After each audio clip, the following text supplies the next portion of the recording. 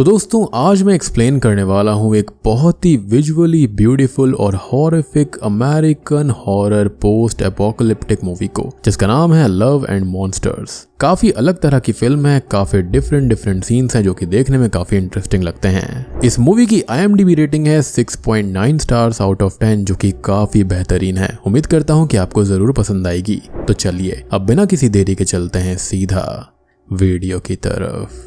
Movie की शुरुआत में हम हमारे प्रोटैगनिस्ट की आवाज सुन पाते हैं, जिसका नाम जोल होता है। जोल हमारी दुनिया में घटे हुए हादसों की डिटेलिंग दे रहा था। जोल के हिसाब से दुनिया खत्म हो गई है, और यहाँ पर खत्म का मतलब है कि बिल्कुल नॉर्मल नहीं रही। असल में बात ऐसी थी कि अगाटे 616 नाम का एक एस्टेरॉयड अर्थ की तरफ तेजी से आया था, और उस एस्टेरॉयड को मिटाने के चक्कर में हम इंसानों ने रॉकेट लॉन्च किए और एस्टेरॉयड से बच तो गए थे, लेकिन रॉकेट के अंदर के केमिकल कंपाउंड जो थे वो एसिड रेन बनकर अर्थ के ऊपर ही बरसने लगे, जिसका नतीजा ये हुआ कि सारे कोल्ड ब्लडेड क्रीचर जो थे, जैसे कि एंट्स, लिजर्ड्स, कॉकरोचेस, क्रोकोडाइल, सब कुछ म्यूटेट हो गए, यानी कि उनके DNA के अंदर बदलाव आ गया था। वो जाइंट बनकर हम ह्यूमन बींग्स को ही खाने लग गए, जिससे कि टॉड नाम का एक लड़का जो होता है, उसकी गोल्ड फिश ने जाइंट बनकर उसको और उसके कैट को ही खा लिया। मतलब बात यहाँ तक आ चुकी थी कि अगर हमको अभी कॉकरोचेस को मारना है तो एक गन शॉट या फिर एक मिलिट्री टैंक की जरूरत पड़ने वाली थी। दुनिया की 95% पॉपुलेशन उस साल खत्म हो गई थी। जो अभी इंसान बचे थे वो बंकर्स, केव्स या फिर पैनिक रूम्स यहाँ पर छुपने की वजह से बच गए थे। जोल भी पिछले 7 सालों से अंडरग्राउंड बंकर के अंदर ही रह रहा होता है, जिसको ये लोग कॉलोनीज भी कहते हैं। अब इस बंकर के अंदर और भी लोग थे, लेकिन जोल के अलावा यहाँ पर सारे कपल्स थे, और पिछले ही साल एक कपल का बेबी भी हुआ था। अब सब लोगों ने अपनी लाइफ इसी बंकर के अंदर एडजस्ट कर ली थी, क्योंकि बाहर जाना खतरे से खाली नहीं था। अब बंकर के अंदर अचानक से कोई आवाज आती है और सब अपने वेपन इकट्ठा करने लगते हैं, और उसमें से 4 लोग उस स्पीशीज को मारने जाते हैं। जोल को कोई भाव नहीं देता, और सबके हिसाब से जोल एक डरपोक इंसान था। कुछ ही देर में पता चलता है कि उस स्पीशीज ने 4 में से 2 को मार दिया है, और तब तक जोल बाकियों को बचाने जाता है, और उस जगह पर एक जाइंट एंट था जिसने कि इस कॉलोनी के अंदर अटैक किया था। जोल उस जाइंट एंट को देखकर एकदम जम जाता है, और ये उसकी चाइल्डहुड से ही दिक्कत थी। लेकिन उसके बाकी टीम मेंबर्स उस एंट को शूट करते हुए इस बंकर और जोल दोनों को बचा लेते हैं। अब कहानी हमें 7 साल पहले फेयरफील्ड कैलिफोर्निया में ले जाती है, जहां पर जोल अपनी गर्लफ्रेंड एमी के साथ में डेट इवनिंग स्पेंड कर रहा था।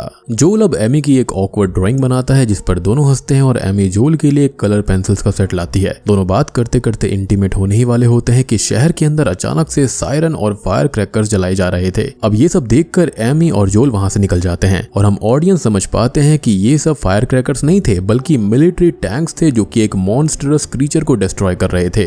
कहानी अब फिर से प्रेजेंट डे में आ जाती है, जहां पर जोल एमी के दिए हुए कलर पेंसिल से उसी एंट की ड्राइंग बना रहा था जिसने कॉनर को मार डाला था। ये कॉलोनीज एक दूसरे के साथ रेडियो फ्रीक्वेंसी से कम्युनिकेट किया करते थे, और एमी की फ्रीक्वेंसी थी 3022, और जोल ने इससे पहले 90 फ्रीक्वेंसीज को कॉल किया था एमी को ढूंढने के लिए। और दोनों एक दूसरे से कॉनर की डेथ की बात करते हैं और पुराने दिनों को भी याद करते हैं। अब बात करते वक्त एमी का कॉल डिस्कनेक्ट हो जाता है, और सीन फिर से 7 साल पहले फ्लैशबैक में चला जाता है, जहां पर एमी और जोल उसी कार में जोल के घर सायरन की आवाज सुनकर पहुंचते हैं। जोल के पेरेंट्स जल्दी से उसको पैक करके निकलने के लिए कहते हैं। बेसिकली सभी लोग शहर छोड़कर जा रहे थे, लेकिन एमी को अपने मॉम को भी चेक करना था। एमी जोल को अपना गुड लक चार्म देती है, और जोल एमी से वादा करता है कि वो उसको ढूंढ लेगा। कहानी अब फिर से प्रेजेंट टाइम में आती है, जहां पर सभी लोग बंकर के अंदर डिस्कशन कर रहे होते हैं कि आखिरकार वो एंट बंकर के अंदर आया कैसे। उसी दौरान जोल सबसे कहता है कि वो एमी के बंकर की तरफ जा रहा है, और सब उसको रोकते हुए कहते हैं कि एमी का बंकर 85 माइल्स दूरी पर है, और वहां पर पहुंचने के लिए कम से कम 7 दिन लग जाएंगे।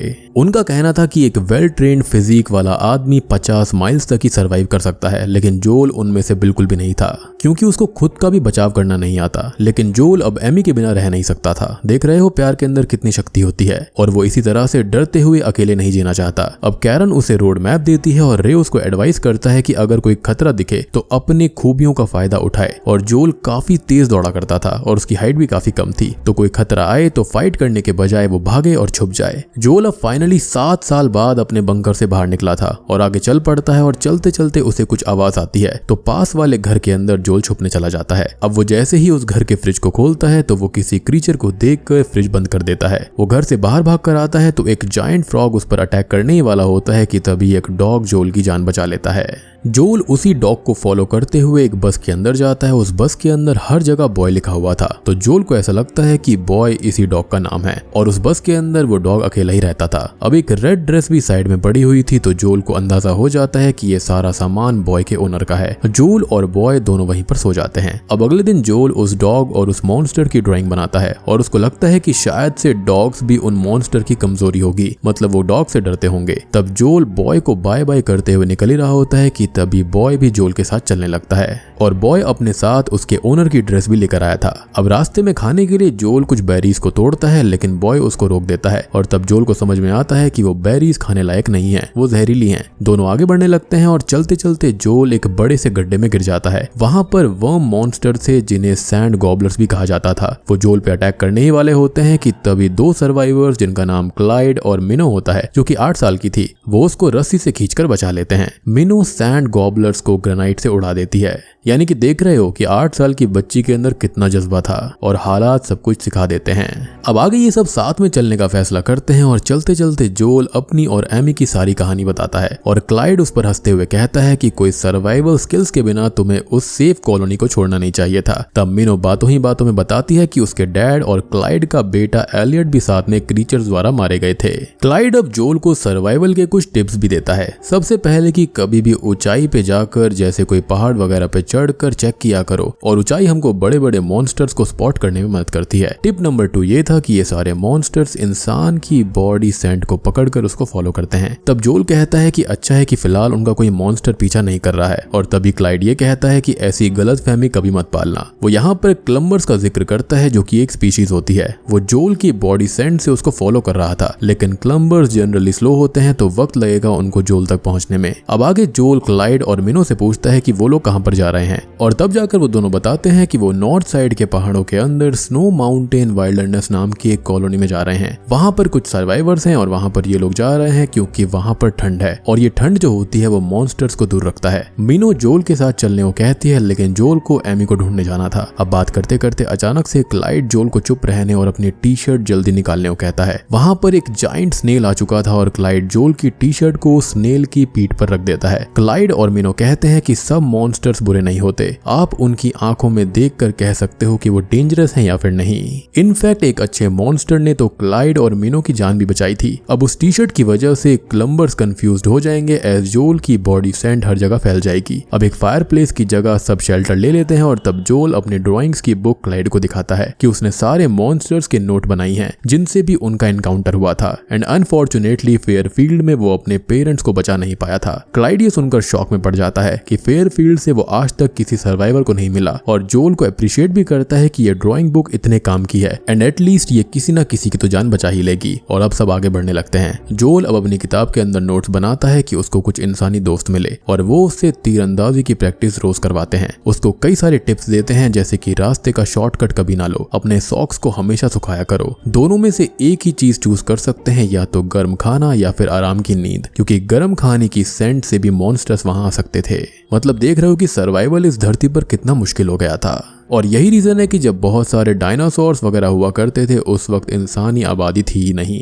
क्लाइड अब उसको और भी सारी चीजें सिखाता है, स्पेशली बीस के बारे में, दैट क्वीन बी से बचकर रहना, वो तुमको 2 टुकड़ों में काट सकती है, वो बहुत ही ज्यादा डेंजरस होती है। खैर अब क्लाइड, मिनो और जोल के रास्ते अलग होने वाले थे। क्लाइड अब उसको ग्रेनाइट देकर अलविदा करता है और उससे किसी भी सिचुएशन में अपनी सोच का इस्तेमाल करने को कहता है। जोल और उसका डॉग यानी कि बॉय अपने रास्ते एमी के पास निकल पड़ते हैं। अब जोल और डॉग कुछ ही दूर गए थे कि तभी डॉग कुछ अजीब सा बिहेव करने लगता है, एज इफ उसको किसी चीज का एहसास हुआ हो। बॉय एक डक जैसे पुतले के पीछे छुप जाता है और तब वहां पर हम अचानक से एक बड़े से कान खजूरे को देख पाते हैं। जोल अपने बो एंड एरो से अटैक करने ही वाला होता है कि अचानक से वो फिर से फ्रीज हो जाता है, जो कि उसके बचपन की प्रॉब्लम थी, और तभी कान खजूरा जोल को गिराकर बॉय के पीछे लग जाता है। अब जोल को पास्ट में अपने पेरेंट्स के विजन्स आने लगते हैं कि वो कैसे उन लोगों को बचा नहीं पाया था और इसलिए ही वो फ्रीज हो गया था। देन वो ठान लेता है कि वो बॉय को बचाकर ही रहेगा और वो कान खजूरे के ऊपर एरो चलाकर उसको गिरा देता है। अब बॉय और जोल अपने सफर पर आगे बढ़ जाते हैं, यानी कि उसने उसने बड़े कान खुजूरे को हरा दिया था। अब बारिश की वजह से ये दोनों एक मोटल के पास में रुकते हैं जहां पर माविस नाम की रोबोट इन दोनों को ही ग्रीट करती है। जोल पहले से ही माविस रोबोट को जानता था एज उसके पुराने बंकर के अंदर भी एक कॉपी थी जिसकी बैटरी ऑफ थी।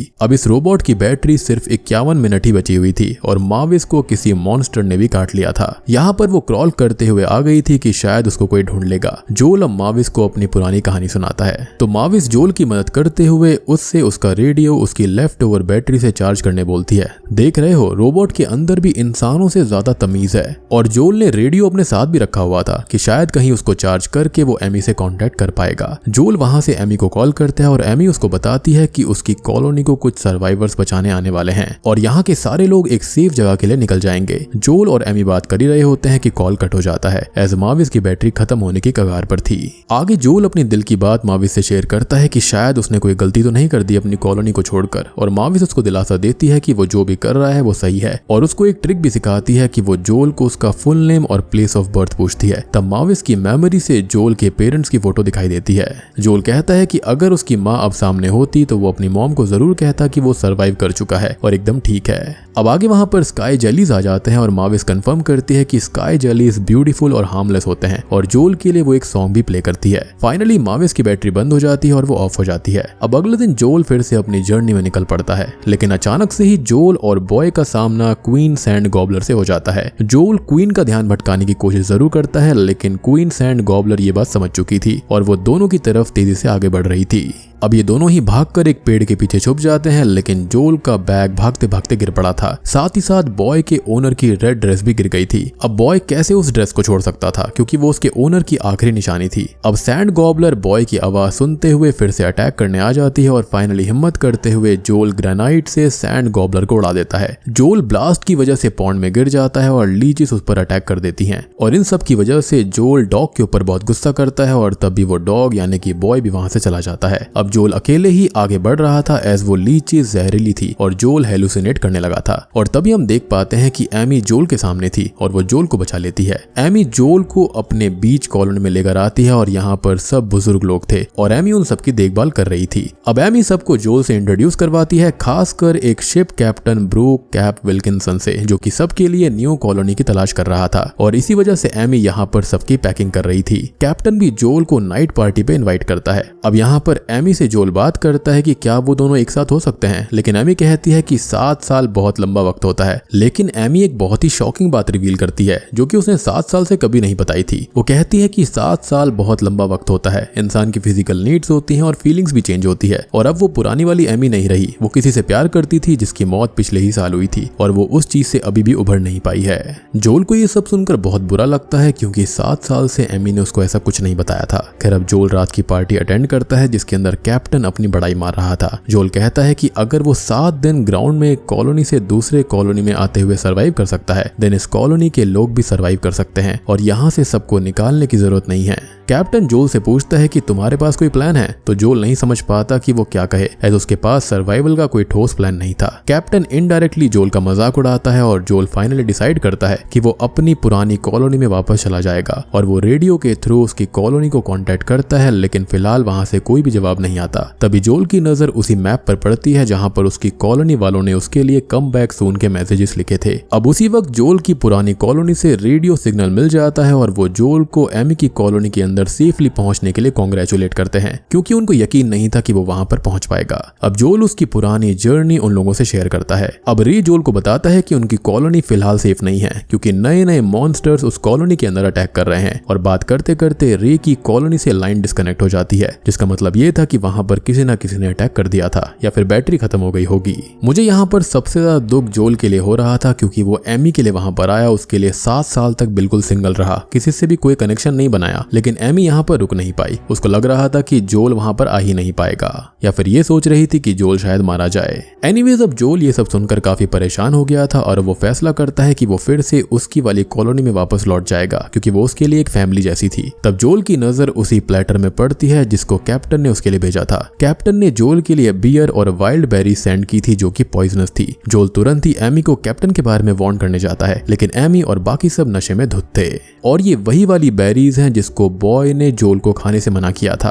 अब जोल बोलता है कि सबको यहाँ से अभी निकलना होगा, एस कैप्टन अच्छा आदमी नहीं है और उसके इरादे नेक नहीं है और वो कुछ प्लान कर रहा है। अब सारे एक एक करके लोग कोलैप्स होकर नीचे गिर रहे थे और तब कैप्टन आकर जोल को एक पंच मारता है और जब सुबह होती है तो जोल और बाकी लोग बंधे हुए थे। अब कैप्टन अपना प्लान रिवील करता है कि वो और उसके यार्ड वाले यहाँ पर फूड सप्लाईज चोरी करने आए हैं और उनके पास यार्ड चलाने का भी फ्यूल नहीं है, तो उनकी यार्ड को एक क्रैब मॉन्स्टर ही पुल करते हुए एक जगह से दूसरी जगह ले जाता है और उस क्रैब मॉन्स्टर को खिलाने के लिए उसे इंसानों की जरूरत है। कैप्टन और उसके लोगों ने इस कॉलोनी का रेडियो टावर भी ब्लास्ट कर दिया था और अब वो क्रैब नीचे से उठ चुका था और अपनी भूख मिटाने के लिए सबकी तरफ आ रहा था। अब एमी भी अपनी फाइटिंग स्पिरिट में आ गई थी और वो कैप्टन के आदमी से उन सप्लाईज को बचाने भागती है, लेकिन उसको ही मार लग जाती है और वो बेहोश हो जाती है। यहाँ पर हमारा जोल भी क्रैब से फाइट करने लगा था। जोल को समझ आ गया था कि ये क्रैब खतरनाक नहीं है, बल्कि कैप्टन ने इलेक्ट्रीफाइड चेन के साथ इस क्रैब को बांध कर रखा है और उसको वो टाइम टू टाइम शॉक दे रहा था ताकि वो इंसानों को खाकर उनको अलग अलग जगह पर लेकर जाए। बॉय भी जोल की मदद करने वहां पर आ चुका था, यानी कि उस डॉग ने उसका साथ नहीं छोड़ा। जोल भी क्रैब को अटैक करने के बजाय उसके इलेक्ट्रीफाइड चेन को काट देता है। एज जोल ने क्रैब को फ्री करवाया था तो बदले में क्रैब आइलैंड को छोड़कर सी की तरफ जाते हुए कैप्टन और उसके लोगों के साथ यार्ड को डुबा देता है,